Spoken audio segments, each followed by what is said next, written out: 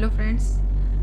Brazil में Rio de Janeiro में एक साइकिक है सेलिया, मतलब जो साइकिक रीडिंग्स किया करती थी और लोगों को उनके जो प्रियजन हैं जिनकी डेथ हो चुकी है, जिनके संबंधी हैं, तो उनसे उनके जो मैसेज लेके वो बताया करती थी। और कई बार जो होते हैं, जो प्रियजन होते हैं, जैसा कि मैंने बताया, वो अब उनसे कांटेक्ट करने के लिए अपने लोगों से जिनकी चिंता होती है, जिनकी अचानक डेथ हो गई है, इस तरह के लोगों से कांटेक्ट करने के लिए साइकिक मीडियम्स के पास जाते हैं। तो ऐसी ही आपको एक घटना सुनाने जा रही हूँ। तो जो सीलिया हैं वो ब्राज़ील की एक बहुत फेमस साइकिक थी। तो उनके सत्र हुआ करते थे, सामूहिक सत्र हुआ करते थे, ग्रुप सेशन होते थे, जिसमें कि बहुत सारे लोग अपने अपनों को मैसेज देने के लिए, उनसे बात करने के लिए आते थे उनके सामूहिक सत्र में। उनके एक मित्र उनको लेके गए, डॉक्टर वीज को। तो वहाँ पर उन्होंने ऐसा ही एक वाकया देखा था जिसका वर्णन उन्होंने मैसेजेस फ्रॉम द मास्टर्स में किया हुआ है। वो मैं आपको वाकया सुना रही हूँ। ऑडिटोरियम में लगभग 800 से भी अधिक लोग थे जो दर्शकों के रूप में वहाँ मौजूद थे। सोसाइटी के अलग अलग वर्गों का प्रतिनिधित्व करते थे। किसी को नहीं पता था कि कब किसका नाम पुकार लिया जाएगा। जब मैं जो साइकिक थी सेलिया, उनका ग्रुप सेशन में होता इस तरह से था कि एक बड़ी सी टोकरी होती थी जिसमें लोग अपने मन से कुछ नाम कागज की छोटी छोटी पर्चियों पर लिखकर एक टोकरी में डाल देते थे। सीलिया उन पर्चियों को उठाती और उनको गुड़ी मुड़ी करती और बिना उन्हें खोले कोई नाम पुकारती। लोग अपने स्वर्गीय प्रियजनों के नामों को सुनकर उस छोटे व थोड़े से ऊंचे मंच के करीब पहुंच जाते जहाँ की सीलिया बैठी हुई थी। जब कोई अकेला आता था, कभी कोई जोड़े से, कभी तो पूरा का पूरा परिवार ही वहाँ आकर खड़ा हो जाता था। और वो बहुत तेज़ी से काम करती थी। और बल्कि वो ये ना तो सिर्फ वो ये कहते ना, वो पर्चियों पे नाम पढ़ती भी नहीं थी, बस वो केवल पर्ची उठाती थी और बिना खोले वो नाम पुकार लेती थी। उनको जैसे कि पता चल जाता था पर्ची पर कौन सा नाम लिखा हुआ है। एकदम आश्चर्यजनक अद्भुत मीडियम है सीलिया। कहते ना, स्वर्गीय परिजन होता था, उनकी मृत्यु के बारे में, उनके सही नाम और उनके व्यक्तिगत जीवन की तमाम छोटी बड़ी बातें इस तरह बताती थी कि जैसे कि कोई उनको ना सीधे की सीधे उनको जानकारी दे रहा हो। सारी जानकारी उनके पास रहती थी। वो 65-70 साल की छोटी सी दुबले पतले नाजुक से शरीर की थी। तो ऑडिटोरियम में जब सेलिया ने एक पुरुष का नाम पुकारा तो उसके पिता, माता और उसकी छोटी बहन आकर खड़े हो गए मंच के करीब में। और वो लोग एकदम बहुत ज़्यादा जैसे दुखी थे और वो एकदम ना कांप रहे थे उस समय जब उसका नाम पुकारा गया। तो जो युवक था जिसका नाम पुकारा गया था वो उनका बेटा था और उसकी कार दुर्घटना में मृत्यु हो चुकी थी। और उसने उनसे संपर्क किया था।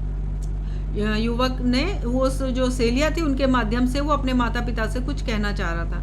जिन दो युवकों का नाम पुकारा था उनमें से एक युवक का जो पिता था वो थोड़ा सा पीछे हट के खड़ा हुआ था। वो मंच के एकदम सामने खड़ा नहीं हुआ था और वो पूरी तरह अपनी भावनाओं को रोकने की कोशिश कर रहा था, जैसे कहते हैं ना, अपना कोई रोना रोक रहा हो, और चुपचाप खड़ा था। लेकिन उसकी जो पत्नी थी वो भी थोड़ी दूर पर खड़ी थी, वो उन लोगों के साथ भीड़ में नहीं खड़ी हुई थी और वो रो रही थी।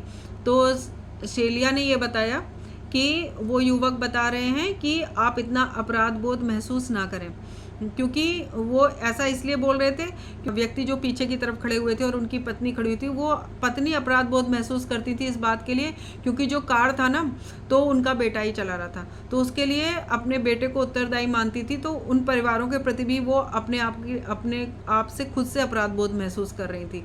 तो उस बेटे ने बताया कि आप अपराध बोध महसूस ना करें। सेलिया ने बताया कि आपका बेटा कह रहा है कि अपराध बोध महसूस ना करें इतना ज़्यादा, और यहाँ पर बहुत अच्छी तरह से हैं वो लोग और उनकी चिंता ना करें। तो जो पीछे खड़े व्यक्ति थे ना, वो अभी भी आगे नहीं आए थे।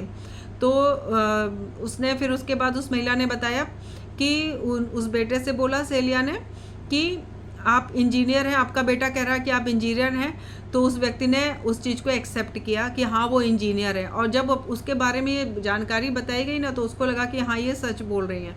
तो वो थोड़ा सा दोनों पति पत्नी आगे आ गए और फिर उन्होंने बोला कि क्योंकि वो इंजीनियर थे, तो आपका बेटा कह रहा है कि चूँकि आप इंजीनियर हैं इसलिए इस तरह की घटनाओं पर आपका यकीन करना थोड़ा मुश्किल है, इसलिए यकीन दिलाने के लिए वो आपसे कह रहा है कि पापा और मम्मी, आप दोनों अब उस कारपेट पर बहस करना बंद कर दें, क्योंकि अब उस पर बहस करना व्यर्थ है। ये सुनते ही वो उस व्यक्ति ने अपनी पत्नी को अपने गले से चिपटा लिया और दोनों फूट फूट के रोने लगे। बाद में पता चला कि वो लोगों पर इस बात की लड़ाई होती थी कि उसके जो पिता थे युवक के, जिसकी डेथ हो गई थी, तो वो कहते थे कि ये कारपेट की वजह से ही उसको अस्थमा एलर्जी होती है, जबकि उसकी पत्नी कहती थी कि नहीं, कारपेट को नहीं हटाऊंगी, इसकी एलर्जी की वजह ये कारपेट नहीं है। तो उन लोगों का इसमें झगड़ा चलता रहता। तो व्यक्ति चाहता था कि वो कारपेट हटा दे, और जो कि पत्नी चाहती थी कि नहीं, कारपेट नहीं हटाया जाए, क्योंकि वो उसको बहुत प्यारा था। तो उनके बेटे ने कहा अब उस बात पर झगड़ना छोड़ दें, क्योंकि अब उस बात का कोई महत्व नहीं रहा। और तो इतनी पर्सनल सी बात जब सेलिया ने बताई, वो जो इंजीनियर कपल थे, इंजीनियर जो फादर थे वो बेटे के और उनकी पत्नी को, तो वो एकदम ही कहते ना, उस बात ने उनके दिल को छू लिया और वो फूट फूट के रो पड़े। और जो सारे लोग थे ये उनको इस चीज़ का एहसास हो गया कि उनका बेटा की जो भौतिक शरीर की मृत्यु हुई है, लेकिन उनका बेटा आज भी आत्मा के रूप में जिंदा है। तो इस तरह की घटनाएं जो होती हैं, तो ये हमें इस बात का एहसास कराती हैं कि हमारा अस्तित्व तो कभी समाप्त नहीं होता। हमारी स्पिरिट्स होती हैं, वो जीवात्मा जगत में चली जाती हैं, वो अपना जीवन अपने कर्मों के हिसाब से व्यतीत करती हैं। जैसे उन्होंने कर्म किए होते हैं, उसी हिसाब से उनको जीवात्मा जगत में काफ़ी सारे प्लेन होते हैं, तल होते हैं, उसी हिसाब से उनको वहाँ रखा जाता है। वो उच्च आत्माओं की अनुमति लेकर और वो इस संपर्क करते हैं सपनों के माध्यम से, या एक मैसेज देके, कहते हैं ना, इंट्यूशन से, या किसी भी तरह से तभी संपर्क कर सकती हैं जबकि आप ध्यान एकाग्र हो और चित्त जो है, मन का जो है, शांत हो, तभी वो संपर्क कर पाते हैं। तो फ्रेंड्स, ये थोड़ी बहुत जानकारी मैंने आपको दी। फिर मिलते हैं एक अच्छी सी, सच्ची, रोमांचक सी कहानी के साथ। आपको मैं जो स्टोरी नरेट करती हूँ वो पूरी लॉजिक के साथ में करती हूँ, ताकि वो चीज़ एकदम एक्सप्लेन करके बताती हूँ। क्या आपको ये अच्छा लगता है? प्लीज़ कमेंट्स के थ्रू बताइए। Please like, share and subscribe. नमस्कार।